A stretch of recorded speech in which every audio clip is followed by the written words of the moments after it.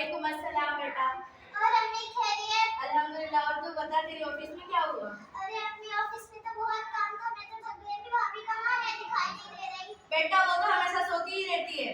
अल्लाह, जब भी मैं ऑफिस से आती भाभी तो मुझे दिखाई नहीं देती हो। बहुत थकी हुई हूँ भाभी, तो मुझे एक गिलास पानी भी नहीं दे सकती है। ना वक्त पर खाना मिलता है, ना धुला धुलाया कपड़ा मिलता है। और अभी तो मुझे शॉपिंग को भी जाना है और मेरे कपड़ों पे इस्त्री नहीं हुआ है। अब बताओ मैं क्या कर लूं? और अभी मेरे ससुराल के लोग आ रहे होंगे और सारा घर बिखरा पड़ा हुआ है। मेरे ससुराल के लोग देखेंगे तो क्या सोचेंगे? अम्मी तुम मुझे बहू बनाकर लाई हो या मालकिन? कहती है कि अपने और अपनी अम्मी के कपड़े खुद धो लिया करो। आखिर इसे किस बात का घमंड है? तुमने तो इसे सर पर चढ़ा रखा है। देखते एक दिन तो बहुत पछताओगी। तुम ठीक कह रही हो बेटा। अभी इस चुड़ैल की खबर लेती हूँ। वो मेरी बेटी को कितनी तकलीफ दे रही है। आखिर वो अपने आप को समझती क्या है? आलिया, अरे ओ आलिया, इधर आ। जी अम्मी बोलिए, क्या बात है? इतना क्यों चिल्ला रही हो? मेरी नींद आपने खराब कर दी। मैं तो अच्छी खासी सो रही थी, आपने मेरी नींद खराब क्यों की? अब बोलो भी क्या बात है अम्मी? चल बड़ी आई अम्मी की बच्ची, तुझको मैं बहू बना के लाई हूँ या मालकिन? या तो उससे काम सब पे हुकूमत करने के लिए आई है? आशा के कपड़े अभी तक क्यों नहीं इस्त्री हुए? और उसे वक्त पर खाना क्यों नहीं देती? तुझको पता नहीं क्या ससुराल वाले आ रहे हैं? तैयारी क्यों नहीं हुई है? सारा घर बिखरा पड़ा है, इधर कचरा उधर कचरा। अरे काम जो अगर एक घंटे का तो साफ सफाई नहीं पता क्या करूंगी? अम्मी दिन भर मेकअप में लगी रहेगी तो खाना कहाँ से पकाएगी? हाथ तो काले पड़ जाएंगे ना, बर्तन कहाँ से धोएंगी? हाथ तो घिस जाएंगे ना।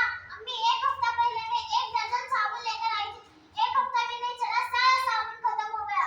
पता नहीं साबुन से नहा रही है या साबुन को खा रही है। हाय अल्लाह, मैं तो साबुन और क्रीम ला ला कर थक गई। कभी ये खत्म कभी वो खत्म।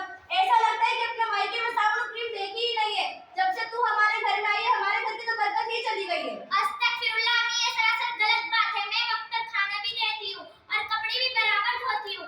रात को देर तक का काम किया तो थक गई थी। अक्सर भी बिस्तर में जाके मैं क्या सो गई, वो मेरी आपसे शिकायत कर रही है। अम्मी अभी मेहमान के आने का काफी टाइम है, उनके आने से पहले हमारा सारा काम हो जाएगा। अगर ज्यादा काम रहा तो आप लोग भी मेरा काम में हाथ बटा देना। मैं अकेली कितना काम करूंगी? और रही बात साबुन और क्रीम की, तो तुम्हारा बेटा ही बोलता है थोड़ा बंधन की रहा करो।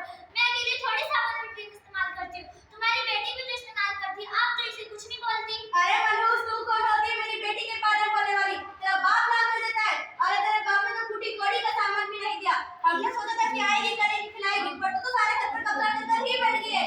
लेकिन आज तेरा कुछ भी होगा तो आज ही होगा। अपने बाप को फोन कर और बोल कि मुझे आज से ड्रेस का सामान लाकर दे, और आज के बाद मेरी बेटी के बिस्तर पर और उसके सामान को हाथ मत लगाना, ठीक नहीं होगा। ठीक है अम्मी, अब तक जो हुआ मैं उसके लिए माफी चाहती हूँ। मैंने अपने अब्बू से जितना हो सका उन्होंने उतना दहेज दिया, मैं और नहीं ला सकती। तो क्या रही है भिखारी?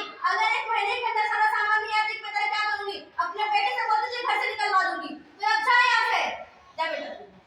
ठीक है अम्मी।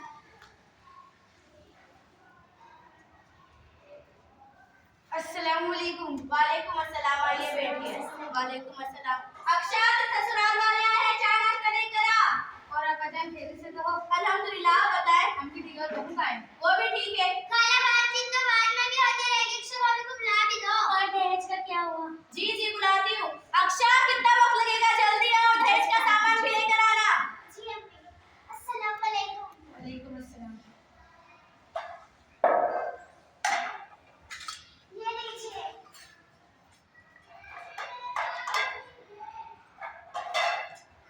ये लीजिए अम्मी दहेज। अरे ये क्या है? बर्तन पलंग बाल्टी ये सब क्या है अम्मी? आप कुछ बोलो